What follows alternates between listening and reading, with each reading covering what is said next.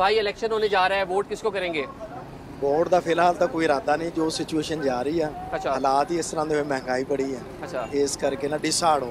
अस्सलाम वालेकुम जी, आपका काम कैसा चल रहा है?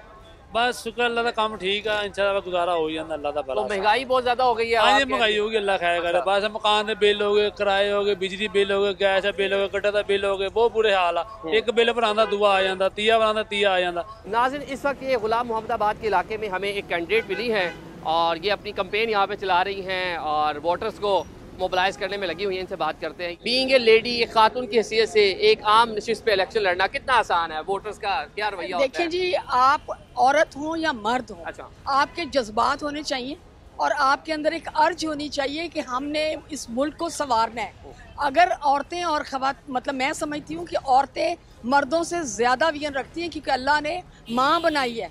माँ इसलिए बनाई कि वो पूरे कुनबे का ख्याल रखती है। और हम भी पाकिस्तान को इंशाल्लाह ताला अब 52% ख़वातीन है और ख़वातीन इंशाल्लाह ताला असेंबलियों में भी बिजनेस वही चलाती हैं। और इस पाकिस्तान को भी मैं समझती हूँ कि इस वक्त ख़वातीन की ज़रूरत है और अल्हम्दुलिल्लाह इस वक्त ख़वातीन बिल्कुल। वोटर्स का रिस्पॉन्स क्या है? वोटर हमारी 52% तो ख़वातीन है। अच्छा। तो मतलब क्या बात है, कोई 10% और बढ़ गए तो हम तो इंशाल्लाह जीते के जीते। अच्छा। तो इंशाल्लाह वोटर हमारे साथ है। और मैं समझती हूँ कि ख़वातीन की इस्लामी पॉइंट ऑफ व्यू से भी बहुत इज्जत है। और वैसे भी माशरे में कहते हैं give me good mother I shell give you good nation. तो हम तो नेशन बनाने वाली औरतें हैं और मैं समझती हूँ कि पाकिस्तान में ख़वातीन जो हैं वो बहुत ज़्यादा काम करना चाह रही हैं और काम करेंगी। ठीक है। और हमें अवाम की भरपूर हमारे। नाज़रीन, राजा रियाज साहब हमारे साथ मौजूद है। राजा साहब, कैसे मिजाज है आपके? अल्लाह का शुक्र जी, ठीक ठाक। पक्के जाले पाकिस्तान तहरीक इंसाफ में चले गए, अब पाकिस्तान मुस्लिम लीग नून, वोटर्स का रिस्पॉन्स कैसा मिल रहा है? अल्लाह का शुक्र है। मेरे हल्के में मैं 40 साल से इस हल्के में सियासत कर रहा हूँ और बहुत बड़ी तादाद में लोग मेरे साथ, जिधर भी मैं जाऊँ मेरे साथ जाते हैं। और अल्लाह का शुक्र है कि आप फैसलाबाद घूमें, आपको इस सीट के बारे में लोग बताएंगे। अच्छा, लेकिन जिस तरह पिछली बार आप पाकिस्तान तहरीक इंसाफ के टिकट से इलेक्ट हुए, फिर मुनहरिफ अरकान में भी शामिल हुए, तो वोटर नहीं पूछता कि उस जमात के साथ नाइंसाफ़ी कर दी, उसका जो मैंडेट था उसके साथ? नहीं, ऐसी बात नहीं। लोग तो मुझे कहते हैं कि आपने मुल्क बचा लिया। अच्छा। नहीं तो इमरान खान ने तो डिफ़ॉल्ट करना था मुल्क, और मुल्क में इस वक्त खाना जंगी होनी थी। 25 करोड़ अवाम का ये मुल्क है और इसमें ये डिफ़ॉल्ट होने, यकीनन डिफ़ॉल्ट होने जा रहा था। और यहाँ पे बेरोज़गारी होनी थी, लॉ एंड ऑर्डर का मसला बनना था। श्रीलंका की 2 करोड़ आबादी है, तो वहाँ पे हालात बहुत ख़राब हैं। ये तो 25 करोड़ की आबादी का मुल्क था। अगर ये डिफ़ॉल्ट हो जाता तो ना चीनी मिलनी थी, ना पेट्रोल मिलना था, ना घी मिलना था।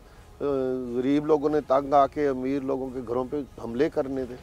तो मुल्क को इस मुश्किल हालात से बचाने में हमने एक रोल अदा किया है और अल्लाह का शुक्र है कि हमें उस रोल पे फ़ख्र है।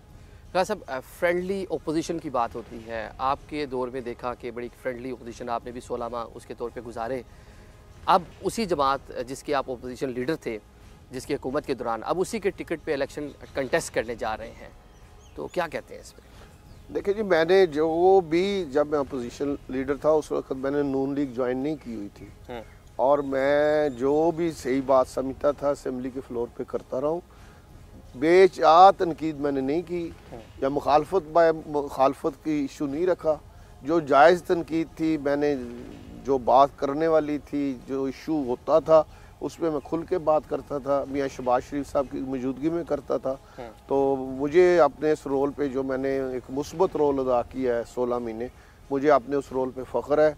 और मैंने एक सही लाइन के तहत और एक सही जो मेरे ज़हन में चीज़ थी या मेरे ज़मीर के मुताबिक थी, वो मैंने रोल अदा किया। तकरीबन गुज़िश्ता इलेक्शन में 1,15,000 के करीब आपने वोट लिए थे और आपके मद्दे मुताबिक नून लीग के उस टाइम के मुकामी कैंडिडेट थे जो अब इंतकाल कर गए हैं।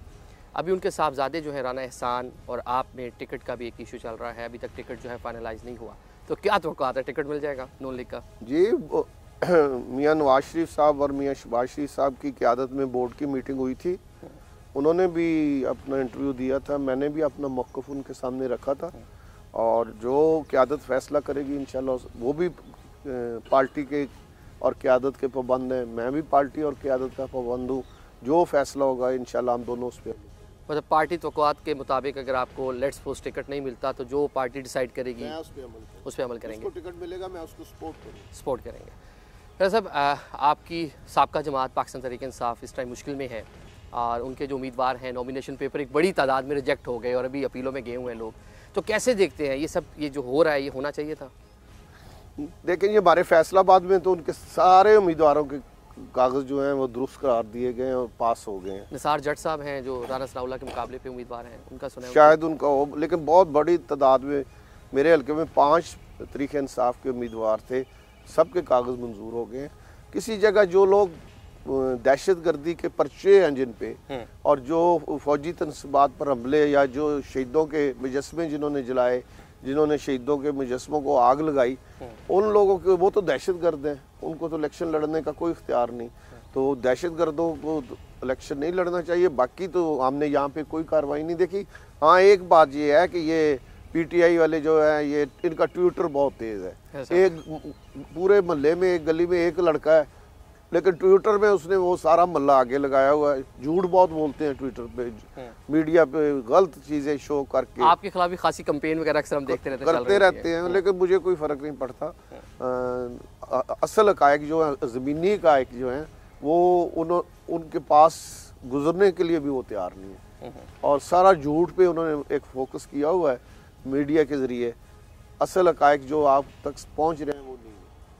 डॉक्टर साहब, इलेक्शन होने जा रहा है, 8 फरवरी को आपका मुकाबला किस जमात से होगा?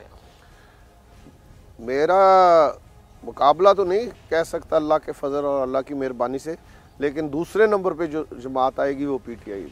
दूसरे नंबर पे पीटीआई होगी, मतलब अभी भी वोट बैंक आप कहने के इंटैक्ट है वोट बैंक उनका है, ये हकीकत है। आपका भी हल्का शहरी और देही मिक्स है, तो यहाँ पे आप कह रहे हैं कि फ़र्क पड़ेगा, मतलब अभी नहीं, मेरा सारा शहर का हल्का है।